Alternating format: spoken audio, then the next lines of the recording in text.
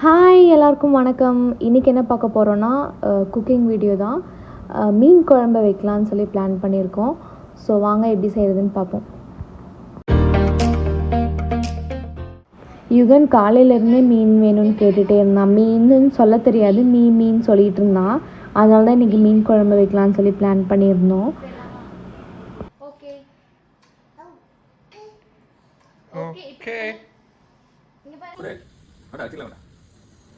பணம் கொடு. நான் தரமாட்டியா? ஐயா கொடு.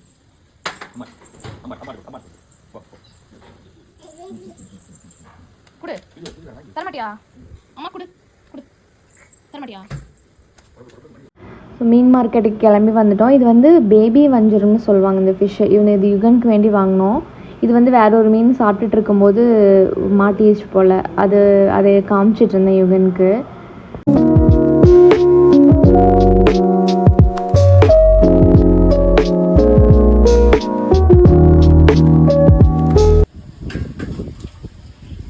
பவி என்ன வந்துக்கிற?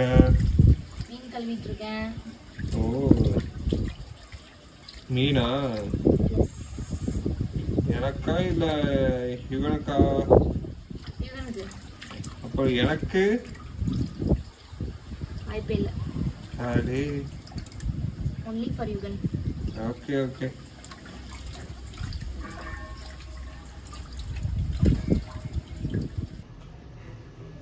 ஸோ இன்றைக்கி வந்து நம்ம மீன் குழம்பு செய்ய போகிறோம். ஸோ மீன் குழம்பு செய்கிறதுக்கு தேவையான பொருட்கள் பார்க்கலாம். சின்ன வெங்காயம், இஞ்சி பூண்டு வந்து பேஸ்ட்டாக அரைக்க வேண்டியதில்லை. இந்த மாதிரி ஸ்லைஸாக கட் பண்ணி வச்சுக்கணும். அதுக்கப்புறம் கொஞ்சம் கருவேப்பிலை, 2 தக்காளி, வெந்தயம், உப்பு, காஷ்மீரி மிளகாத்தூள், இது வந்து மல்லித்தூள், மஞ்சத்தூள். இது வந்து குடம்புளின்னு சொல்லுவாங்க. இந்த குடம்புளி நீங்கள் வந்து எந்த நார்மல் புளியும் சேர்த்திக்கலாம். பட் இது நாங்கள் வந்து இன்றைக்கி இது சேர்த்துறோம். இது எடுத்திங்கன்னா கொஞ்சம் நேரம் சுடுதண்ணியில் ஊற வச்சு சேர்க்கணும். ஸோ இதை எடுத்தால் அது சேர்க்க தேவையில்லை, நார்மல் புளி. அப்புறம் கொஞ்சம் தேங்காய், அப்புறம் மீன் வந்து நாங்கள் 1 கிலோ எடுத்துருக்குறோம். ஸோ இப்போ ஸ்டார்ட் பண்ணிடலாம். நாங்கள் வந்து எங்ககிட்ட மண் சட்டி இல்லாதனால நாங்கள் இதை எடுத்துருக்கோம். நீங்கள் மண் சட்டியில் செஞ்சு பாருங்கள், இன்னும் நல்லாயிருக்கும். தேங்காய் எண்ணெய், எந்த எண்ணெய் வேணால் யூஸ் பண்ணலாம். அண்ட் நாங்கள் வந்து தேங்காய் எண்ணெய் எடுத்துருக்கோம். தேங்காய் எண்ணெய் கொஞ்சம் நிறையா விட்டு எடுத்திங்கன்னா இன்னும் நல்லாயிருக்கும். நல்லா எண்ணெய் காஞ்சிரட்டும்.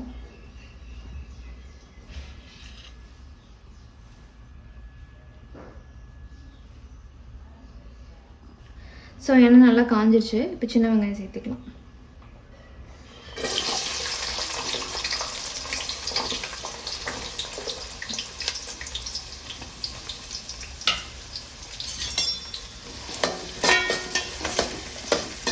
இதில் நீங்கள் பெரிய வெங்காயம் கூட சேர்த்து போட்டுக்கலாம். நாங்கள் இன்றைக்கி சின்ன வெங்காயம் எடுத்துருக்கோம்.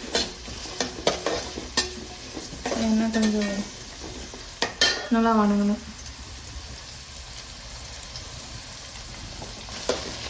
இப்போ அடுத்தது கருவேப்பிலை சேர்த்திக்கலாம்.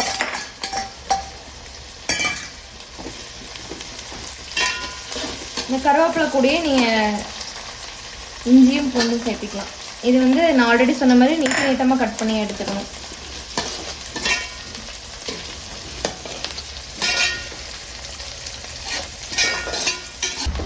போட்டு கொஞ்சம் நேரம் ஆச்சு. கொஞ்சம் நல்லா நல்லா கோல்டன் ப்ரௌன்.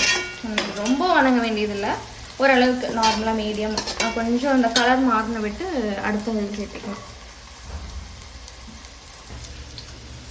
ஸோ இப்போ இந்த அளவுக்கு வணங்கியிருக்கணும். நல்லா பார்த்தீங்கன்னா ஓரளவுக்கு கோல்டன் ப்ரௌனாக வணங்கினதுக்கப்புறமா தக்காளி 1,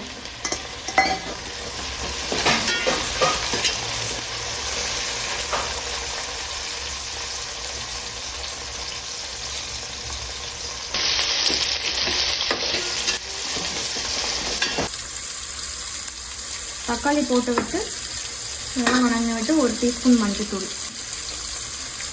போட்டு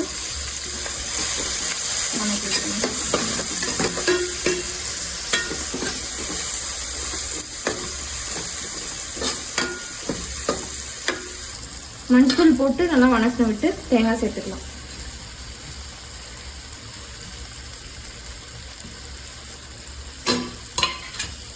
தேங்காய் இது வந்து ஒரு அரை மூடி தேங்காய் இருக்கும்.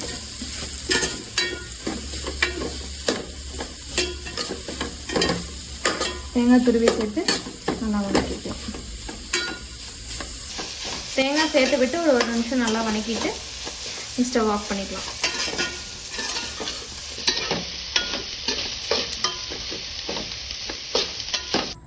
இப்போ நம்ம வதக்கி எடுத்துருந்தோம் இல்லைங்களா, இதை வந்து நல்லா ஆற வச்சாச்சு. ஆற வச்சு அரைச்சி எடுத்துக்கலாம் மிக்சியில் போட்டு.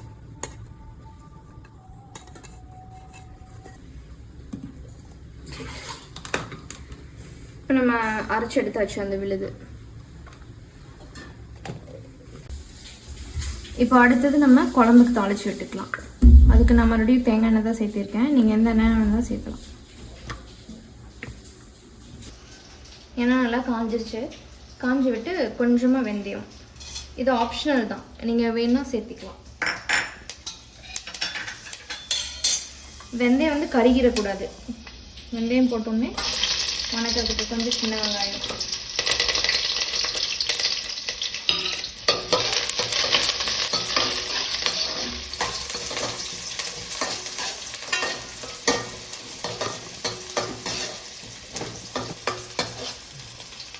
வெங்காயம் போட்டு வணங்க விட்டு ஒரு 3 பச்சை மிளகாய்.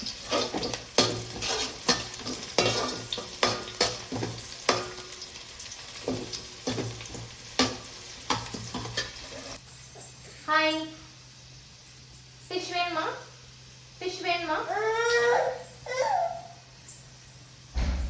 வா, மீன் குழம்பு செய்யலாம். வா வா.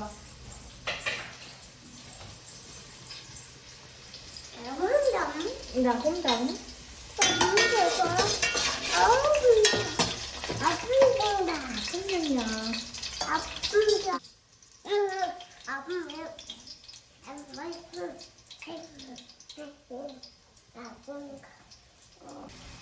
அடுத்தது நம்ம அரைச்சி வச்சிருந்த அந்த பேஸ்ட் சேர்த்துக்கலாம்.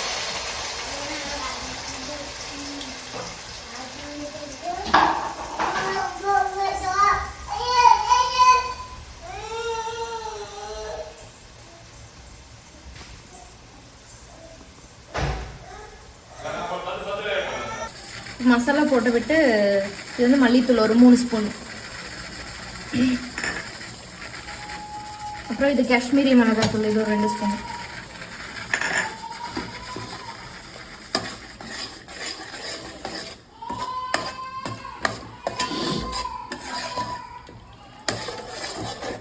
எண்ணெய் பிரிஞ்சு வந்துருச்சான்னு பார்க்கலாம். இன்னும் நல்லா எண்ணெய் பிரிஞ்சு வரணும். பார்த்தீங்கன்னா ஓரளவுக்கு எண்ணெய் பிரிஞ்சு வந்துடுச்சு. இந்த ஸ்டேஜில் வந்து நம்ம தண்ணி ஊற்றிக்கலாம். தண்ணி வந்து சுடு தண்ணி ஊற்றிக்கலாம்.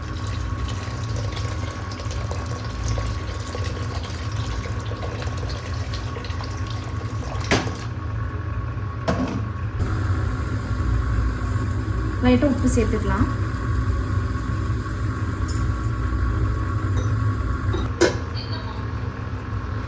இப்போ தண்ணி ஊற்றின விட்டு நல்லா கொதிக்கணும். கொதிச்சு இந்த மாதிரி எண்ணெய் பிரிஞ்சு வரணும். எண்ணெய் பிரிஞ்சு வந்து விட்டு இந்த புளி சேர்த்திக்கலாம், குடம்புளி. இது வந்து அப்படியே தண்ணியோடய சேர்த்திக்கலாம் நீங்கள்.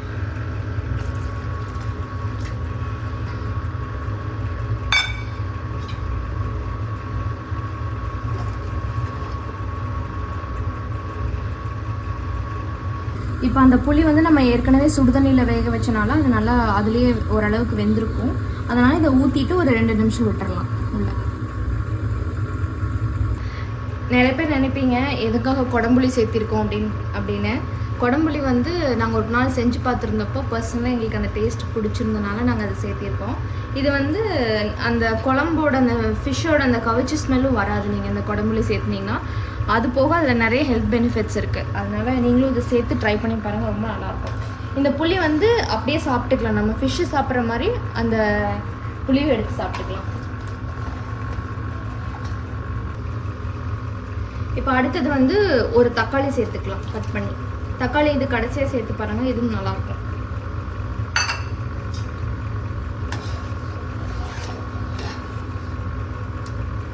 தக்காளி சேர்த்துன விட்டு ஃபிஷ்ஷு சேர்த்துக்கலாம். ஒன்றா அப்படியே மெதுவாக போடணும். இன்றைக்கி வந்து நாங்கள் ஐல மீன் எடுத்துருக்கோம். நீங்கள் எந்த ஃபிஷ் வேணாலும் சேர்த்துக்கலாம், அது ஆப்ஷனல் தான்.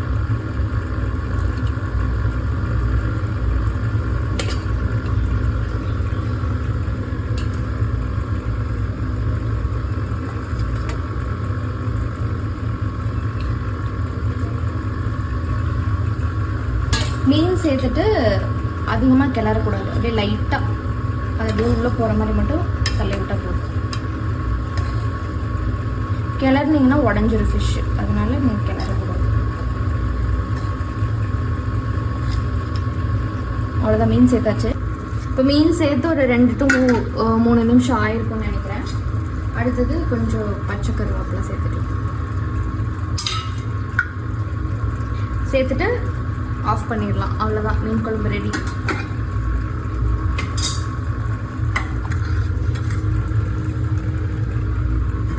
ஸோ நீங்களும் இதே மாதிரி ட்ரை பண்ணி பார்த்துட்டு எப்படி இருந்துச்சுன்னு கமெண்ட்ஸில் சொல்லுங்கள். தேங்க்யூ.